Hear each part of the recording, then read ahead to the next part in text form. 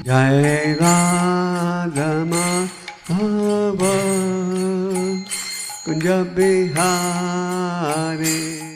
यह प्रवचन श्री चैतन्य चरितामृत आदि लीला पर 7 मार्च 2004 को श्रील गोपाल कृष्ण गोस्वामी महाराज द्वारा दिया गया। राधा माधव कुंज बिहारी।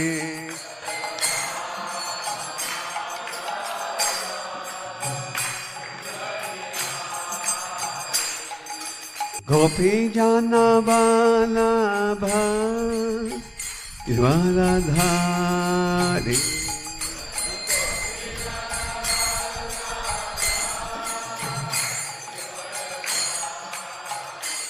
ओम नमो भगवते वासुदेवाय। ओम नमो भगवते वासुदेवाय।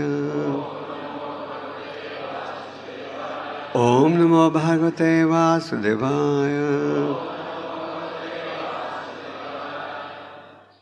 ओम ज्ञानदीपनन्दस्य ज्ञानाञ्जनशलाकया चक्षुरुन्मीलितं येन तस्मै श्रीगुरवे नमः। श्रीचैतन्यमनोभीष्टं स्थापितं येन भूतले स्वयं रूपा कदा मह्यं ददाति स्वपदान्तिकम्।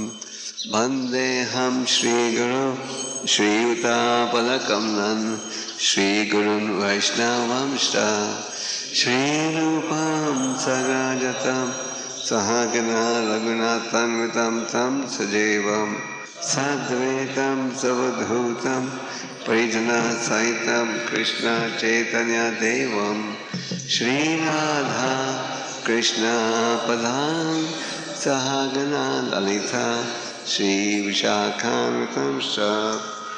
हे कृष्णा करुणा सिंधु दीनबंधु जगतपते गोपेश गोपिका कांता राधा कांता नमोस्तुते। तप्त कांचन गौरांगी राधे वृंदावनेश्वरी वृषभानुसुते देवी प्रणमामि हरिप्रिये। जय श्री कृष्ण चैतन्य प्रभु नित्यानंद श्री अद्वैत गदाधर शिवासादि गौर भक्तवृंद। हरे कृष्णा कृष्णा कृष्णा हरे हरे हरे राम। आदि लीला के 7वें अध्याय में कई बड़े सुंदर श्लोक हैं जिसमें महामंत्र की महिमा का ज्ञान हमें प्राप्त होता है। तो मैंने सोचा कि इन श्लोकों को पढ़ें और सुने कि महाप्रभु जी प्रकट हुए थे किस लिए? महामंत्र का प्रचार करने के लिए। वैसे तो महामंत्र शास्त्र में है अनादिकाल से, ये नहीं कि महाप्रभु जी ने महामंत्र लेके आए थे। वैसे तो श्रीमद् भागवतम जिसका उपदेश सुखदेव गोस्वामी जी ने दिया था 5000 साल पूर्व, उसमें भी कहा गया है कले दोषे निराज नस्ते का महागुना कीर्तन कृष्ण से मुक्त संग से परमजाय कि कृष्ण का कीर्तन ही एक साधन है। पर महाप्रभु जी ने महामंत्र का प्रचार बढ़ाया और प्रभुपाद जी ने इसे और भी आगे बढ़ाया। महाप्रभु जी तो ले गए थे हरि नाम की महिमा को भारत की सीमा में, पर वो भविष्यवाणी दे गए थे क्या? पृथ्वी ते आचे जाता नगर अधिगान सर्वत्र प्रचार मोर नाम। एक दिन आएगा जबकि पृथ्वी के हर कोने में मेरी महिमा का प्रचार होगा और हरि नाम का उच्चारण होगा। तो कई साल पहले मुझे एक वैष्णव महात्मा सुना रहे थे कि हमारे गौड़िया वैष्णव में भी 40 साल पूर्व तक ये विश्वास था कि महाप्रभु जी की वाणी भविष्यवाणी तो है पर वो इस कलयुग में सत्य नहीं निकलेगी, क्योंकि भक्ति सिद्धांत जी ने भी प्रयास किया था विदेशों में कृष्ण भक्ति की स्थापना करने के लिए। भक्ति सिद्धांत जी ने अपने 2 प्रसिद्ध सन्यासियों को भेजा था विदेश, एक को भेजा था इंग्लैंड, एक को भेजा था जर्मनी में कृष्ण भक्ति की स्थापना करने के लिए, पर वो सफल नहीं हुए। एक समय जब उनके शिष्य जो उन्होंने इंग्लैंड भेजा था, उनका एक समय परिचय हुआ इंग्लैंड के एक बड़े प्रसिद्ध लॉर्ड से, उसका नाम है भूल गया, कोई लॉर्ड था। जैसे हमारे देश में राज्यसभा लोकसभा है, तो इंग्लैंड में भी हाउस ऑफ कॉमन्स है, हाउस ऑफ लॉर्ड्स। तो ये लॉर्ड था। जैसे भारत में पहले राय बहादुर टाइटल दी जाती थी रईसों को, तो इंग्लैंड में अभी भी रिवाज है, प्रसिद्ध व्यक्तियों को ये टाइटल दिया जाता है। तो ये लॉर्ड ने भक्ति सिद्धांत जी के प्रतिनिधि से पूछा, आप मुझे ब्राह्मण बना सकते हो? उन्होंने कहा क्यों नहीं, हम तुम्हें ब्राह्मण बना देंगे। तो उन्होंने कहा बनाओ ब्राह्मण। और ब्राह्मण बनने के लिए आपको इन नियमों का पालन करना पड़ेगा। फिर उसने कहा फिर तो हम ब्राह्मण नहीं बनना चाहते। जब उन्हें ये कहा गया कि क्या आवश्यक है ब्राह्मण बनने के लिए, फिर वो इनकार कर गए। तो भक्ति सिद्धांत जी ने 2 सन्यासियों को भेजा था विदेशों में, दोनों लौट गए बिना सफलता के। तो गौड़िया वैष्णव भी सोच रहे थे क्या महाप्रभु जी की भविष्यवाणी कलियुग में सत्य नहीं निकलेगी, पर उनको पूरा विश्वास था भक्ति सिद्धांत जी को कि क्योंकि महाप्रभु जी स्वयं भगवान है तो ये जरूर सत्य निकलेगी। इसीलिए उन्होंने श्रील प्रभुपाद जी को 1922 में आदेश दिया था, और प्रभुपाद जी को पूरा विश्वास था कि अगर वो गुरु के आदेश का पालन करने का प्रयास करें तो महाप्रभु जी की जो भविष्यवाणी है जरूर सत्य निकलेगी। और आज सत्य निकल गई है। जैसे कि इस समय अब हम जब मायापुर धाम में थे, इस पंचतत्व की स्थापना के उपलक्ष्य में चाइना, कम्युनिस्ट चाइना के भक्तों की बहुत बड़ी संख्या थी। तो आज कम्युनिस्ट चाइना जैसा देश, जहाँ की वो हिंदू धर्म को पहचानते भी नहीं है, चाइनीज सरकार के अनुसार हिंदू धर्म नाम का धर्म कोई है ही नहीं पृथ्वी पर। क्रिश्चियन धर्म है, इस्लाम है और बुद्धिस्ट है, बस उसके पार वो किसी धर्म को नहीं रिकॉग्नाइज करते। तो उस जैसे देश में भी आज हजारों भक्त, हजारों लोगों ने हरि नाम को अपनाया है। तो ये चैतन्य महाप्रभु जी की भविष्यवाणी थी जो सत्य निकल रही है। क्यों? क्योंकि वो स्वयं भगवान है, इसलिए उनकी भविष्यवाणी दिन पे दिन सत्य निकल रही है। ठाकुर भक्ति विनोद जो कि एक बड़े महान संत थे, जिन्हें हम चैतन्य महाप्रभु जी की दिव्य शक्ति मानते हैं। नामो भक्ति विनोदाय सच्चिदानंद नामने गौर शक्ति स्वरूपाय रूप अनुगापाय। तो चैतन्य महाप्रभु जी की शक्ति है, रूपक गोस्वामी के प्रतिनिधि हैं। ठाकुर भक्ति विनोद ने कहा था कि बहुत ही जल्द एक प्रसिद्ध सेनापति आएगा जो कि सारे विश्व में हरि नाम का वितरण भी करेगा। और एक दिन आएगा जबकि मायापुर धाम में बांग्ला भक्तों के साथ चीन, रूस, इंग्लैंड, अमेरिका, हर विश्व के विदेश के भी भक्त एक साथ मिलकर गाएंगे और गौरंगा महाप्रभु का गुणगान करेंगे। तो चैतन्य महाप्रभु जी क्योंकि स्वयं भगवान हैं, आज हम देख रहे हैं कि उनकी भविष्यवाणी दिन पर दिन सफल हो रही है। तो ये एक श्लोक था जो आज बोर्ड में लिखा है। पहले हम इस श्लोक का उच्चारण करेंगे और फिर इसके पीछे जो इतिहास है उसकी चर्चा करेंगे। ठीक है। कृष्ण मंत्र है ते हवे संसार मोचना, कृष्ण नाम है ते पवे कृष्णेर चरणा। ये श्लोक का उच्चारण चैतन्य महाप्रभु जी कर रहे हैं और इस अध्याय में 6 बड़े प्रसिद्ध श्लोक हैं जिनमें हरि नाम की महिमा महाप्रभु जी कह रहे हैं। चैतन्य महाप्रभु जी वृंदावन आए थे और फिर वृंदावन से लौट रहे थे तो रास्ते में वो रुके वाराणसी में। वाराणसी में अगर आप जाओ आज भी तो अनेक प्रसिद्ध स्थान हैं जहाँ की चैतन्य महाप्रभु जी ने अपने दिव्य लीला प्रकट की थी। और वाराणसी में चैतन्य महाप्रभु जी ने सनातन गोस्वामी जी को 2 महीने के लिए शिक्षा दी थी। चैतन्य महाप्रभु जी रह रहे थे एक भक्त जिनका नाम था चंद्रशेखर, उनके घर में। चंद्रशेखर जो थे ऊंची जाति के नहीं थे। आजकल हमारे राजनीतिक नेता यही कहते रहते हैं ऊंची जाति का विरोध करते हैं और नीची जाति को ऊपर उठाते हैं, है ना। पूरा देश बढ़ गया है जातिवाद, क्या कहते हैं, जाति ज्यादा बात है। पर महाप्रभु जी ने इसकी परवाह नहीं की। जो चंद्रशेखर थे ब्राह्मण जाति के नहीं थे, पर जब भी महाप्रभु उनके घर में रहे। क्यों? क्योंकि वो महाप्रभु जी के भक्त थे। महाप्रभु जी ने ये परवाह नहीं की कौन ऊंची जाति का है कौन नीची जाति का है। उन्होंने सिर्फ यही देखा कौन भक्त है कौन अभक्त है। तो चंद्रशेखर के घर में महाप्रभु जी निवास कर रहे थे और भोजन खाने गए थे तपन मिश्रा के घर में। कल मैंने आपको कहा था कि तपन मिश्रा सबसे पहली बार महाप्रभु जी को मिले थे कहाँ? बांग्लादेश में। जबकि महाप्रभु जी छोटे से ही थे जब गए थे, 14 साल की आयु में था बांग्लादेश। उस समय तो बांग्लादेश नहीं था, बंगाली था। यात्रा में गए थे तो तपन मिश्र मिले थे। तपन मिश्र ने कहा था कि मुझे ये नहीं समझ आ रहा जीवन का लक्ष्य क्या होना चाहिए, मुझे ये बताओ। तो बड़े विद्वान हो, बताओ कि जीवन का क्या लक्ष्य होना चाहिए। तो महाप्रभु ने कहा कि जीवन का लक्ष्य होना चाहिए भगवान कृष्ण की सेवा और माध्यम क्या है? हरिनाम का उच्चारण। तो यही तपन मिश्र के घर महाप्रभु जी गए थे भोजन खाने के लिए। तो उस घर में एक महाराष्ट्रन ब्राह्मण मिला। ये जो महाराष्ट्रन ब्राह्मण था वो था महाप्रभु जी का भक्त। पर वाराणसी में उस समय और आज भी एक रूप से मायावादियों का वो जड़ है ना, मायावादियों का अड्डा था वो उस समय भी। तो मायावादियों की एक बड़ी सभा हो रही थी जिसमें हजारों संत उपस्थित थे और उनके नेता थे प्रकाशानंद सरस्वती। तो ये जो प्रकाशानंद सरस्वती उनके जो शिष्य थे वो बार बार महाप्रभु की निंदा करते थे। कहते थे है तो बड़ा संस्कृत का विद्वान, क्योंकि 8 साल की आयु में संस्कृत शिक्षा ग्रहण करना आरंभ किया था। 10 साल की आयु में तो बड़े प्रसिद्ध बन गए थे पंडित।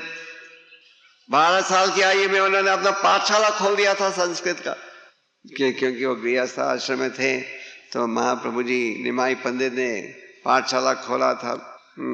तो उनकी महिमा भारत के हर कोने में पहुंच गई थी। हालांकि उन दिनों में आज जैसे टेलीकम्युनिकेशन की सुविधा नहीं थी, पर जब भी महाप्रभु जी की इस चैतन्य महाप्रभु जी की महिमा इस विषय में हर जगह पहुंच गई थी। तो जब वो वाराणसी आए तो ये जो सन्यासी थे कहते अरे वो देखो पागल सन्यासी, इतना बड़ा संस्कृत का विद्वान है, वेदांत स्वतः पढ़ने की जगह पागलों जैसे संकीर्तन करते हैं सड़कों में। जैसे हम लोग भी जब हरिनाम संकीर्तन में जाते हैं, कई बार हमारे हिंदू लोग, विदेशी नहीं, कहते अरे क्या कर रहे हो, हमारे देश की बदनामी कर रहे हो, ये कोई कौन से शास्त्र में लिखा ये हरिनाम करने का, कहते हैं कई बार लोग विदेशों में खास करके कहते हैं जब हिंदू लोग हमें मिलते हैं हरिनाम संकीर्तन में, what are you doing, what is this, ये क्या है। तो ये मायावादी सन्यासी जो थे वो समझ नहीं पाए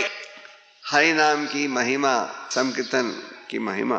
तो वो महाप्रभु जी की निंदा कर रहे थे, कह रहे थे क्या ये पागल ये सन्यासी क्या कर रहा है।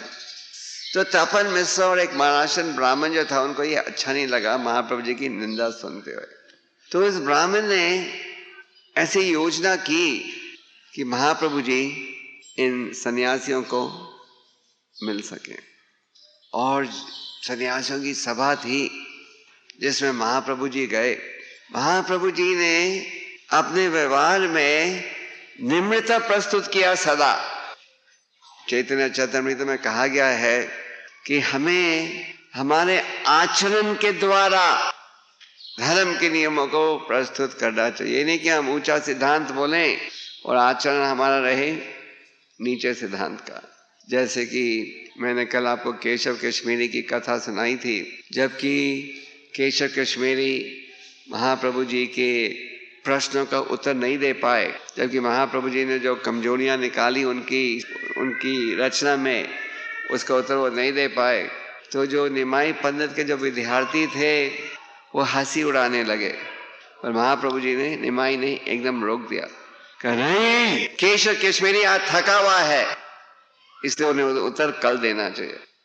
उन्होंने केशव कश्मीरी का सहयोग दे दिया। उन्होंने कहा आज थके हुए हैं, और उनके शिष्यों को हंसने से उन्होंने उनके विद्यार्थियों को हंसने से रोक दिया। तो ये जो सन्यासी थे ये बैठे थे ऊंचे आसन में, और जब निमाई पंडित वहां पहुंचे, वो बैठे कहाँ, जहाँ की लोग अपने पैर धोते हैं मंदिर में जाने के लिए।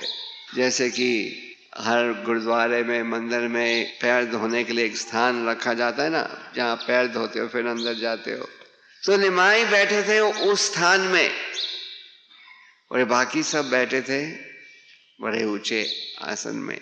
तो पर निमाई समझ गए थे कि ये जो सन्यासी हैं ये अपराध कर रहे हैं। आखिर निमाई पंडित तो स्वयं भगवान थे, भगवान की निंदा कर रहे थे, वो अपराध है। तो निमाई ने अपने दिल, वो बैठे थे जहाँ की लोग धोते हैं अपने पैरों को, पर अपने शरीर से इतना तेज प्रकाश प्रकट किया, वो प्रकाश जो कि हजारों सूर्यों की रोशनी द्वारा दिखता है। आप एक सूर्य की रोशनी देखते हो, पर उनकी जब हजारों सूर्यों की रोशनी की आप कल्पना भी नहीं उस प्रकाश की कर सकते हैं ना। तो निमाई वहां बैठे थे जहाँ के लोग अपने पैर धोते हैं, और ये सन्यासी महात्मा बैठे थे ऊंचे आसन में, और निमाई ने अपने चेहरे से ऐसा प्रकाश प्रस्तुत किया कि सारे सन्यासियों ने देखकर उन्हें ऐसे लगा कि ये जो सन्यासी है साधारण पुरुष नहीं, पर कोई भगवान ही है।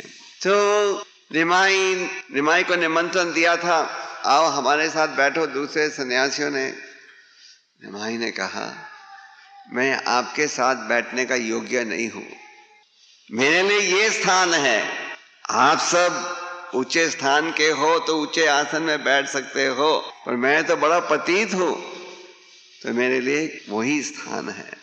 और फिर जब इन संतों ने ये प्रकाश देखा जो कि प्रकट हो रहा था निमाई के चेहरे से, तो सब सन्यासियों को लगा कि ये जो है साधारण सन्यासी नहीं। उन्होंने पूछा था पहले, तुम वेदांत सूत्र का अध्ययन क्यों नहीं करते? वेदांत सूत्र का तुम अध्ययन नहीं करते? वेदांत सूत्र का तो अध्ययन करना सन्यासी का सबसे पहला कर्तव्य बनता है। तो निमाई ने कहा कि मेरे जो गुरु महाराज थे उन्होंने देखा मेरी योग्यता का और कहा तुम इतने होशियार नहीं हो, तुम इस युग में वेदांत सूत्र पढ़ने की योग्यता नहीं है तुम्हारे में। क्या योग्यता है? केवल ये हरि नाम के उच्चारण के लिए। इतने में प्रकाशानंद सरस्वती की एक प्रसिद्ध सन्यासी समझ गए कि ये निमाई जो है स्वयं भगवान है, और फिर उन्होंने अनेक श्लोकों द्वारा विश्वम्बर या निमाई पंडित की महिमा का गुणगान किया। और फिर सारे सन्यासी लगभग 10,000 एक साथ निमाई के शरणागत हो गए और क्या बन गए? वैष्णव बन गए।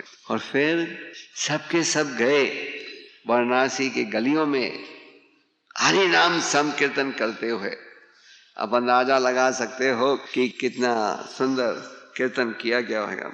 महाप्रभु जी की लीला में आप पढ़ते हो कि एक औरत थी जो हमेशा दुखी रहती थी, उसका नाम था दुखी। तो वो सेवा कर रही, उसका नाम ही था दुखी। तो वो सेवा करती थी, श्रीवास ठाकुर के घर में पानी वगैरह पहुंचा रही थी, पर वो इतनी श्रद्धा से सेवा कर रही थी कि महाप्रभु जी ने उसका नाम बदल दिया, दुखी से बना दिया सुखी। उन्होंने कहा तुम्हारा नाम था दुखी, तुम दुखी थे हमेशा, तुम इतनी प्रशंसा से सेवा करे, तुम्हारा नाम है सुखी। तो ये बात सच है। हम सब कृष्ण भक्ति में जुड़ने से पहले हम सब का नाम है दुखी दास या दुखी दासी, दास भी नहीं, मिस्टर दुखी और मिस्टर दुखी। पर सेवा करने के बाद आप सुखी बन जाते हो। जैसे कि नरोत्तम दास ठाकुर के इस प्रसिद्ध भजन में वो क्या कहते हैं, हाँ प्रभु नित्यानंद प्रेमानंद सुखी। आप क्योंकि नित्यानंद जी, नित्य का मतलब है सनातन, आनंद का मतलब है आनंदी आनंद। आप नित्यानंद जी क्योंकि परम भगवान की सेवा में सदा जुड़े रहते हो, आप सदा सुखी रहते हो। और मैं जो हूँ पतित व्यक्ति नरोत्तम दास ठाकुर, मैं हूँ बहुत दुखी। आप कृपा करके मेरे पर कृपा कीजिए कि मैं भी सुखी बन जाऊं। तो अगर आप सुखी बनना चाहते हो तो हमें क्या करना चाहिए? कृष्ण भक्ति में जुड़ना चाहिए और कोई माध्यम नहीं है। अगर हम सोचे कि हम सुखी बन सकते हैं किसी भौतिक प्रयास के कारण, तो ये गलत विचार है। तो ये जो औरत थी, इसने श्रीवास ठाकुर के घर में बड़ी प्रेम से पानी पहुँचा कर देती थी महाप्रभु जी को। और फिर महाप्रभु ने कहा, तुम दुखी नहीं हो, तुम हमेशा उदास रहती हो, तुम्हारा नाम है, उसका नाम ही था दुखी, तुम्हारा आज से नाम है सुखी। उसके बाद वो इतनी खुश हो गई, उसके बाद वो हमेशा खुश रहने लगी। तो हम सब जब सेवा में जुड़ते हैं तो उसके पश्चात क्या बन जाते हैं? सुखी। तो ये श्लोक में कहा जा रहा है कि हरि नाम की महिमा से ही भौतिक संघर्ष से हमें छुटकारा प्राप्त हो सकता है और हरि नाम के उच्चारण से ही भगवान के चरण कमलों का दर्शन आप प्राप्त कर सकते हो। तो अगला श्लोक में है, नाम विनु कली कले नहीं अर धर्म सर्व मंत्र सरा नाम ए शास्त्र मर्म। कहा गया है, इस कलयुग में भगवान नाम के कीर्तन से बढ़कर कोई अन्य धर्म नहीं है, क्योंकि ये समस्त वैदिक स्तोत्रों का सार है, यही सारे शास्त्रों का तात्पर्य है। ये भी महाप्रभु जी ने कहा। महाप्रभु जी ने कहा कि इस कलयुग में हरि नाम ही सबसे महत्वपूर्ण है और यही है सारे वैदिक शास्त्रों का निचोड़। प्रभुपाद जी जब मंदिरों में मूर्ति स्थापना करते थे अपने भक्तों के द्वारा, कई बार भारत में जो भारत के जो पंडित वगैरह हैं वो इस विषय की आलोचना करते थे। कहते थे, क्या स्वामी जी ने अपने अंग्रेजी भक्तों के द्वारा मूर्ति स्थापना कर दी। तो जब कृष्ण बालराम मंदिर की स्थापना कर रहे थे वृंदावन में, तो प्रभुपाद जी ने प्राण प्रतिष्ठा के लिए ब्राह्मणों को बुलाया था, ब्रज के ब्राह्मणों को। पर प्राण प्रतिष्ठा होने के बाद प्रभुपाद जी ने कहा कि अब हम लोग हरि नाम संकीर्तन करेंगे, जो असली प्राण प्रतिष्ठा है। वो ब्राह्मणों को बुला दिया था क्योंकि ये रिवाज था वृंदावन में, तो लोग ये नहीं कहें कि ठीक स्थापना। पर प्रभुपाद जी ने ये कहा कि असली स्थापना है ये हरि नाम के द्वारा। तो ये हरि नाम जो है वो है असली धर्म और वैदिक शास्त्रों का जो निचोड़ है वो क्या है? वो है हरि नाम।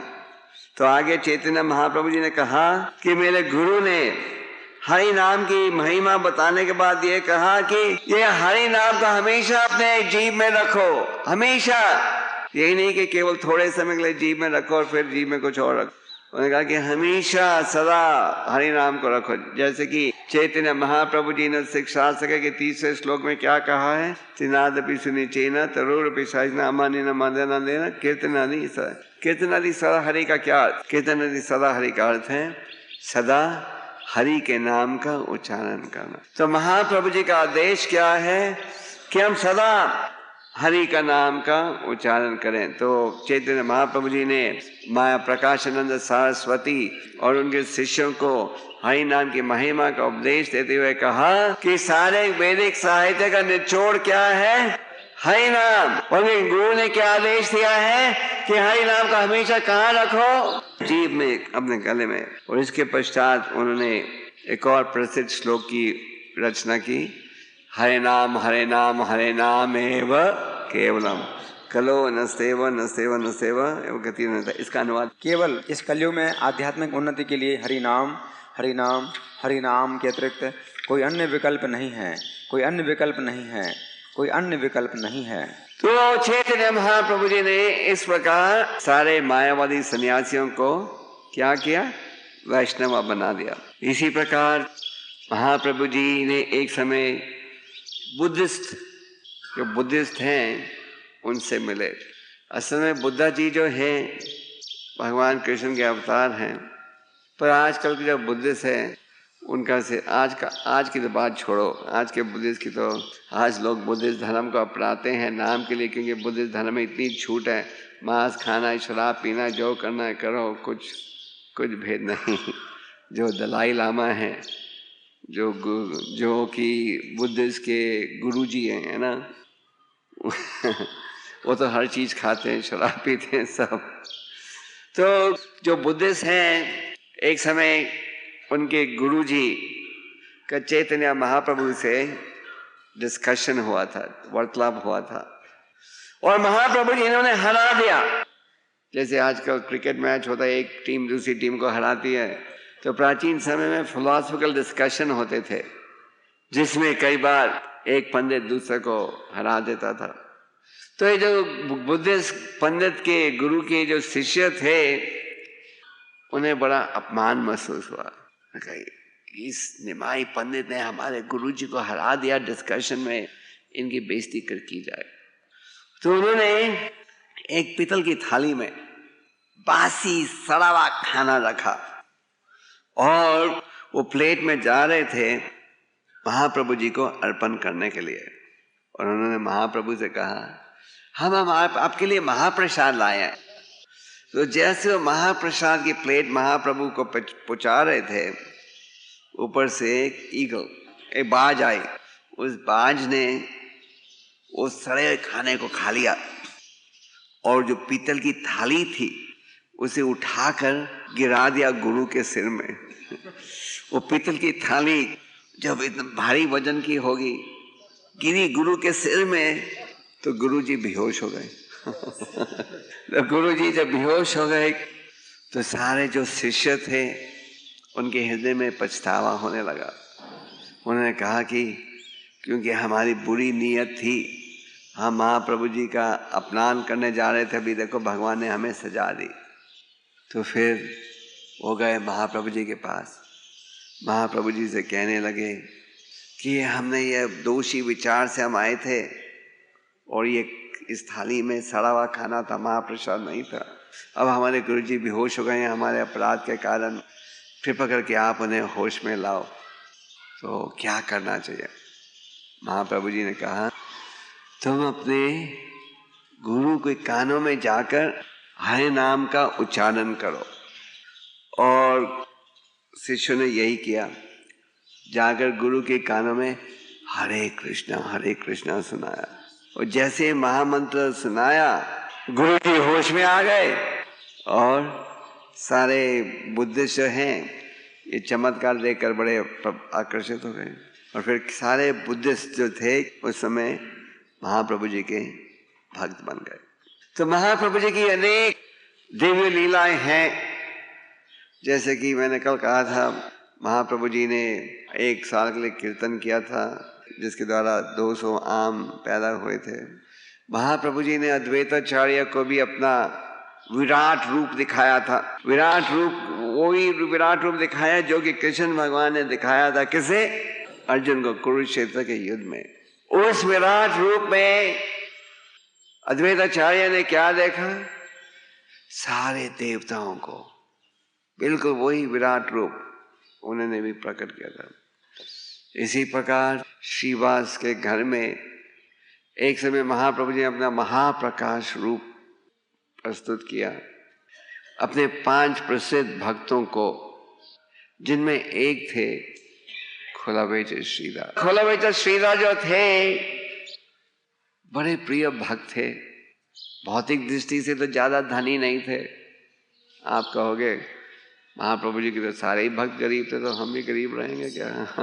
नहीं, कई धनी भक्त भी थे। खोलावेच श्रीधर, उनका धंधा क्या था? केले बेचते थे, फल। निमाई जो है रोज उनकी दुकान से गुजर कर जाते थे।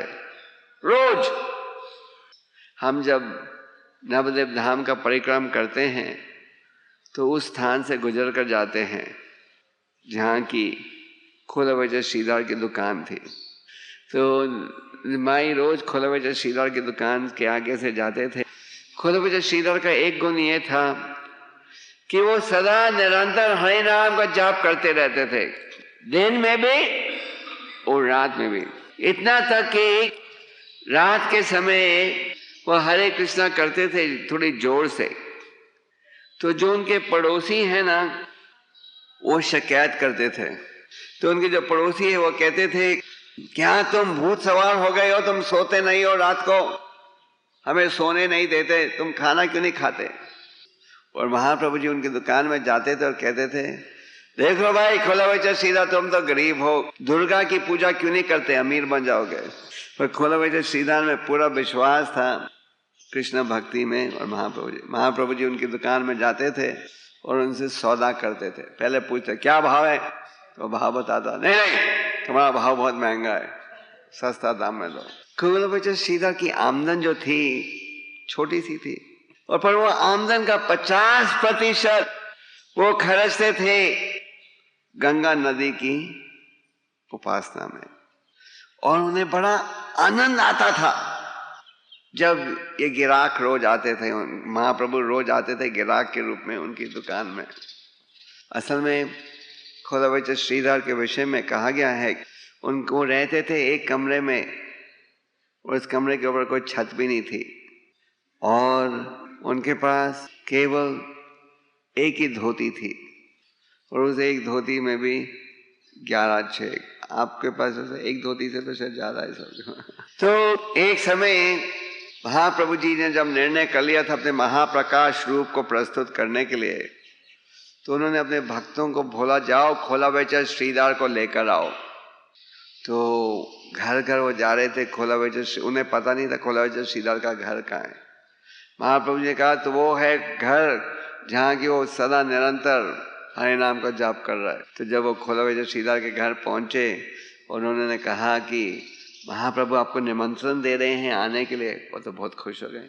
तो महाप्रभु जी ने जब अपना महाप्रकाश रूप प्रकट किया, तो उन्होंने अपने 5 प्रसिद्ध भक्तों से पूछा, जो वर चाहिए मांगो मेरे से। कुलवैचर श्रीधर को कहा, जो ऐश्वर्य चाहिए मांगो मेरे से। कुलवैचर श्रीधर ने कहा कि अगर आप मुझे कोई वर देना चाहते हो तो ये वर दीजिए कि हर जन्म में मैं आपके साथ हूं, और हर जन्म में आप आओ मेरी दुकान में रोज सौदा करने के लिए। अगर वो भौतिक दृष्टि से तो गरीब थे, कुछ मांग सकते थे बड़ी आसानी के साथ, पर उन्होंने कहा कि अगर आप मुझे वर देना चाहते तो ऐसा वर दो कि हर जन्म में आप मेरे दुकान में आओ गिराक बनकर। चैतन्य महाप्रभु जी का इतना स्नेह था, तो कुलवैचर श्रीधर सारी रात हरि नाम करते रहते थे। उनके पड़ोसी जो है वो शिकायत करते थे, तुम्हारे कीर्तन के कारण हमें नींद नहीं आती है रात को। और छोटी सी आमदन का, बड़े सादे रूप से रहते थे, छोटी सी आमदन का 50% वो खर्चते थे गंगा नदी की सेवा में। जब महाप्रभु जी ने अपना कीर्तन आंदोलन आरंभ किया तो मुसलमान प्रतिनिधियों ने शिकायत की चंद काजी से। तो महाप्रभु जी एक बहुत बड़ा मोर्चा ले गए। उस मोर्चे में 1 लाख भक्त उपस्थित थे। ये मोर्चा में पहुंचे चंद काजी के घर। चंद काजी दूर पर देख कर ही छुप गए, उन्हें डर था ये बड़ा मोर्चा आकर। फिर महाप्रभु जी ने सूचना भेजी कि भाई घबराओ मत। महाप्रभु ने कहा, अरे भाई ये कैसा धर्म है जिसमें तुम अपनी माता की कदर नहीं करते। 7 माताएं हैं हर व्यक्ति की।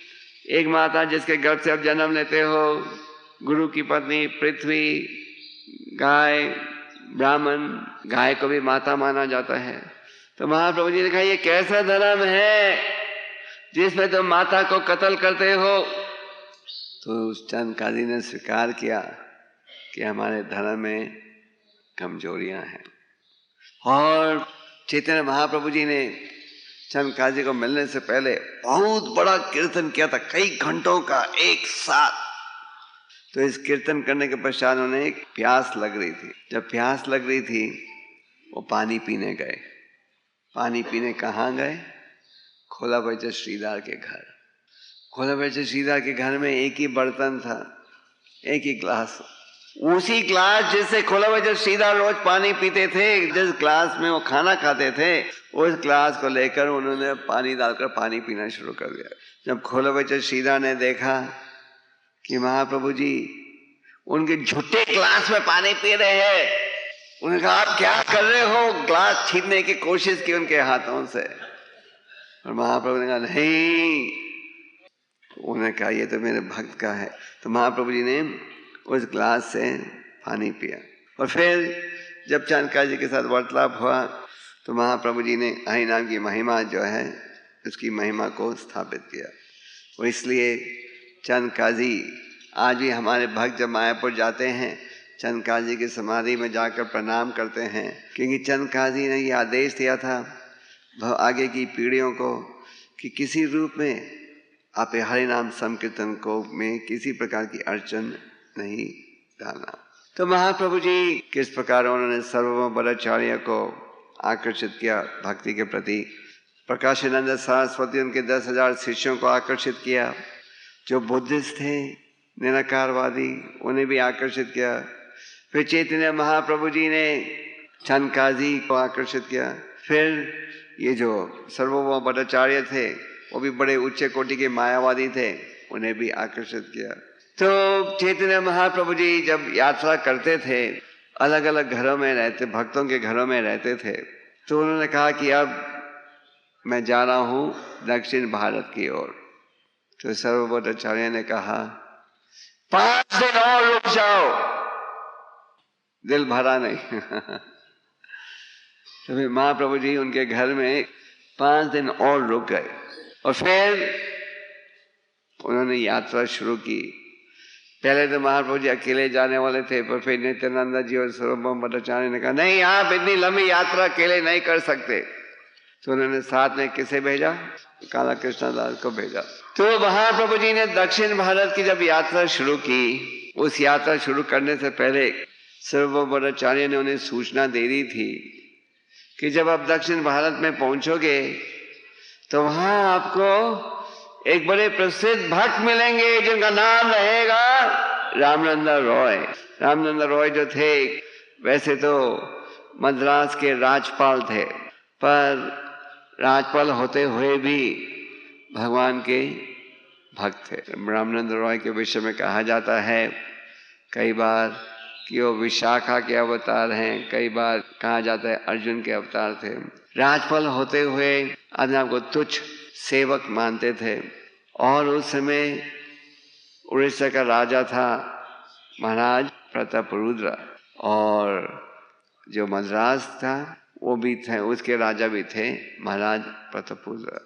तो जब गोदावरी नदी के किनारे विद्यानगर शहर में महाप्रभु जी पहुंचे तो वहाँ उन्होंने देखा कि एक संत राजपाल को पलकी में उठाकर लगभग 100 व्यक्ति पलकी में उन्हें उठा रहे हैं। तो वो समझ गए कि यही है वो व्यक्ति जिसकी चर्चा सर्वभौम भट्टाचार्य ने की थी। और फिर दोनों गले मिले और बड़ा सुंदर वार्तालाप हुआ गोदावरी नदी के किनारे, जहाँ की महाप्रभु जी ने अनेक प्रश्न पूछे और रामनंदा रॉय ने उत्तर दिया। इस विषय पर मैं पहले चर्चा कर चुका हूँ। भगवान ने प्रश्न पूछे और उनके भक्त ने उत्तर दिया। आप कहोगे ये कैसे संभव हो सकता है? अक्सर तो हम प्रश्न पूछते हैं और भगवान उत्तर देते हैं, यहाँ तो उल्टा ही साहब, भगवान प्रश्न पूछ रहे हैं, उनके भक्त उत्तर दे रहे हैं। तो कारण क्या है? भगवान अपने भक्तों की महिमा बढ़ाते हैं। जैसे कि जब महाप्रभु जी ने अपना संकीर्तन आंदोलन आरंभ किया तो उन्होंने भक्तों को आदेश दिया था घर घर जाकर प्रचार करो। प्रचार के दौरान जगाई मदाई के द्वारा नित्यानंद का अपमान हुआ, पर नित्यानंद का उद्धार किसके माध्यम से हुआ? नित्यानंद जी की कृपा से, है कि नहीं?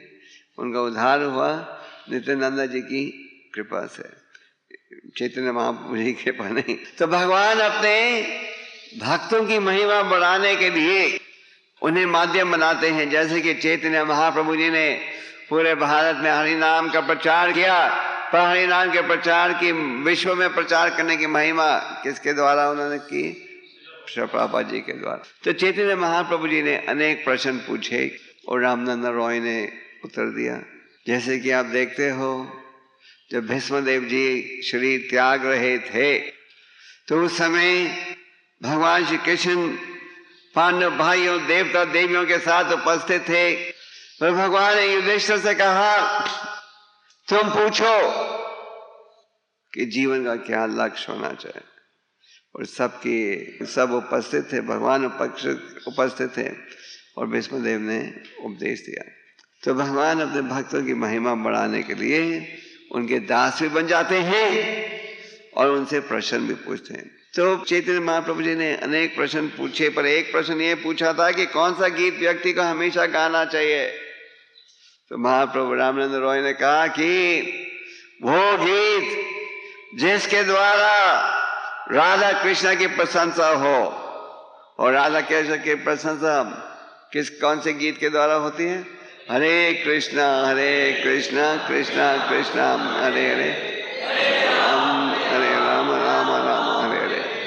तो दक्षिण भारत की यात्रा के दौरान वो श्री रंगम मंदिर में पहुंचे। श्री रंगम मंदिर में उन्होंने देखा एक अनपढ़ ब्राह्मण गीता को सामने रखा है, आंखों से आंसू बह रहे हैं और उसके चारों तरफ लोग खड़े हैं जो कि हंस रहे हैं।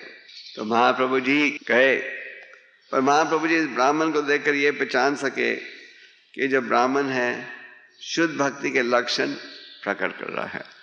तो महाप्रभु जी गए इस ब्राह्मण के पास।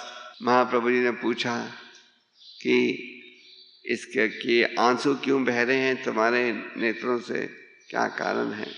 तो इस ब्राह्मण ने कहा कि मेरे गुरु ने मुझे आदेश दिया था रोज भगवत गीता पढ़ने के लिए, पर मैं क्योंकि अनपढ़ हूँ, कई श्लोकों का उच्चारण मैं ठीक करता हूँ और कईयों के उच्चारण में मैं गलती करता हूँ।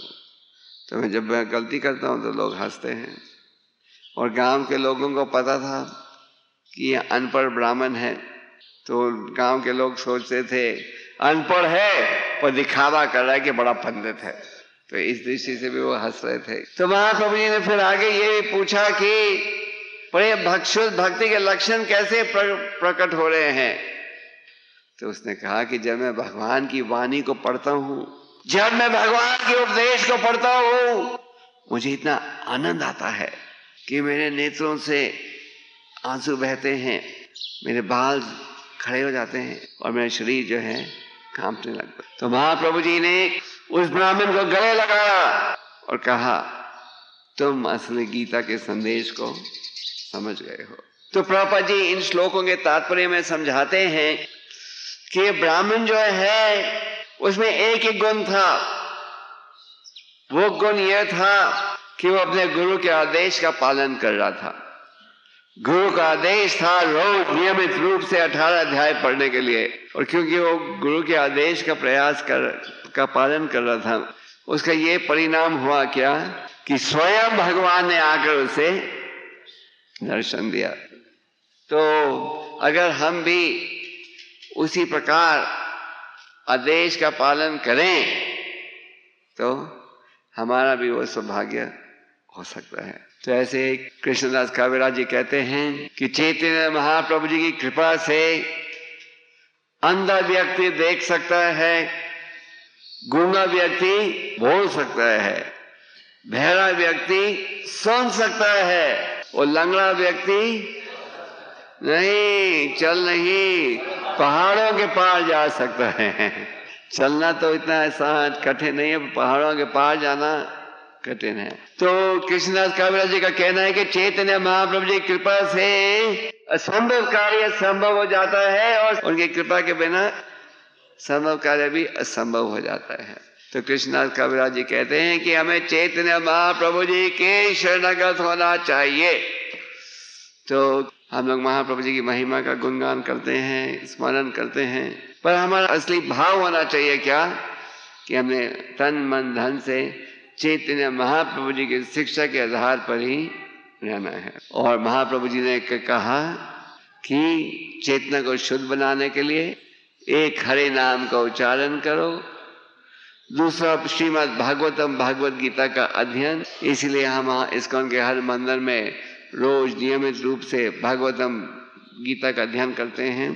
तीसरा भक्तों की संगत का लाभ। चौथा भगवान की आर्च विग्रह की पूजा। हरे कृष्ण।